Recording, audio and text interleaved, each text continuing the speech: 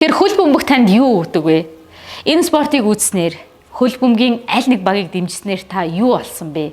Юу хожсон бэ? Тэр 4 жилд ганцхан удаа болдог дэлхийн хөл бөмбөгийн авраг шалгаруулах тэмцээн ойртож дэлхийд даяар сая хөгжөөн дэмжигчид хоног тоолон хүлээж байна. Тэгвэл хөл бөмбөгийн спорт хөгжөөн дэмжигчид буюу энэ спортыг үздэг, сонирхдог хүмүүст хэрхэн нөлөөлдөг бол тэр дундаа хүмүүсийн сэтгэл зүй, ажил амьдрал, амжилт ололт, эрүүл мэндэд хөл бөмбөг хэрхэн нөлөөлдгийг харцгаая. Хөл бөмбөг бол зүгээр нэг зугаа цэнгэл биш.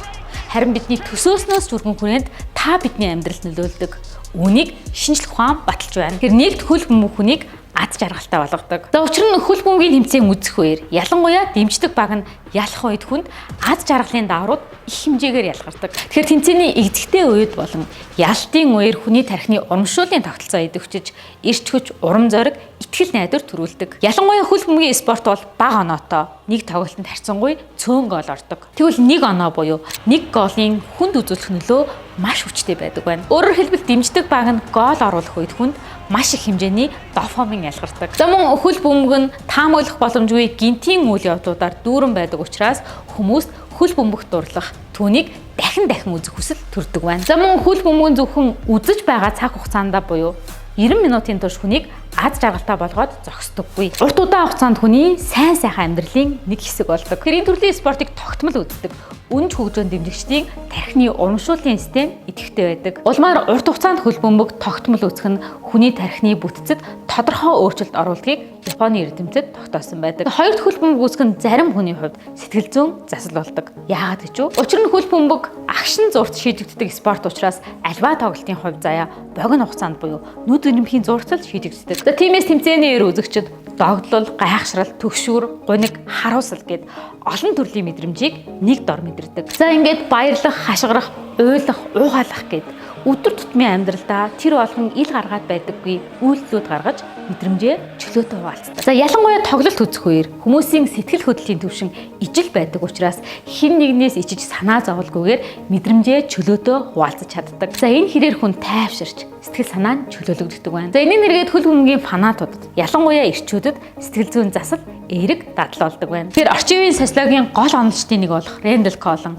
спорт үзэх үед хүмүүсийн хооронд сэтгэл хөдлөлийн энерги солилцох орчин үүсдэг. За ингэж ижил сонирхлоор холбогдсон хүмүүс хамтдаа эмоц мэдэрч энэ хэрээр нийгэмшдэг гэж тайлбарласан байна. Улмаар аль нэг багийг дэмжих нь тухайн хүнийг бүлгийн нэг хэсэг болгож хамт олонтой болгох замаар нийгмийн харилцаанд татан оруулдаг байна. Ингэснээр ганцаардлыг бууруулдаг. За мөн спорт нь ялгаатай хүмүүсийг холбох гүр болдог. Тэгэхээр нас, хүүс, боловсрал, цалин орлого гэд олон талын ялгаатай хүмүүс нэг багийг дэмжснээр тэдний хоорондох ялгаа арилж ижил сэтгэл хөдлөлөөр холбогддог. Энэ нь нийгмийн ойлголцыг нэмэгдүүлдэг байна. За гэхдээ нэг зүйлийг мартаж болохгүй.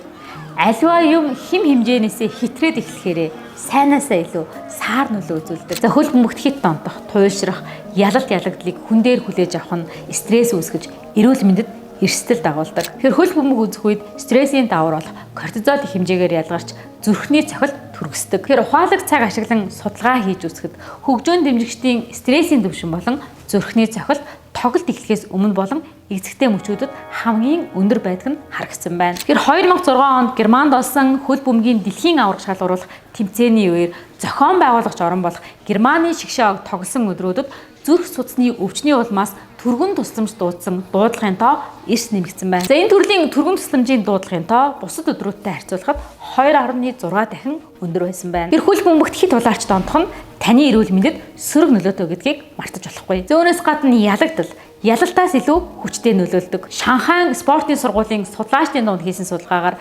ялагдлаас мэдрэх сэтгэл зүйн өвдөлт ялалтаас авах баяр хөөртэй харьцуулахад 2 дахин хүчтэй байдаг байна. Тодорхойлбол тухайн хүний дэмждэг баг хожсон тохиолдолд тоглолт болсноос хойш 1 цагийн хугацаанд тэр хүний аз жаргалын түвшин 3.91-ээр өсдөг байна. Харин хожиглын дараа 7.81-ээр буурдаг. Өөрөөр хэлбэл ялагдлын амт илүү гашуун гэсэн үг. За хөл бөмбөг ингэж таны сэтгэл зүй, нийгмийн харилцаанд нөлөөлөө зогсохгүй.